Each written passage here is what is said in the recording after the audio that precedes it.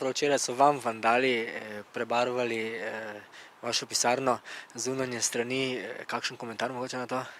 Res je, danes sva z poslancem Bosničem kot vsak ponedeljek, odkar smo odprli pred 14 dnevi pisarno, začela z uradnimi urami in ob prihodu pač ugotovila, da je poleg simpatičnih nalepk viol, ki napovedujejo navijajte za Viole, kar tudi seveda podpiramo, saj smo vsi navijači Viol, tukaj prisotni poslanci ugotovili, da je očitno pač prišlo tudi do nekega političnega pobalinstva v smislu grafita, ki ga pravzaprav niti ne razumemo točno. Verjetno je ta storilec želel potunkati navijače Viol, kar pa mislim, vsaj pri nas mu to ni uspelo in kot rečeno opozoriti mogoče na neko nestrinjanje s postavitve Pozitivne Slovenije v Mariboru. Danes je še ta barva na izložbi, kdaj mislite odstraniti? V tem tednu bomo z ustreznimi kemikalijami, kolikor sem se pustil poučiti, ni to tako enostavno, poskušali to odstraniti.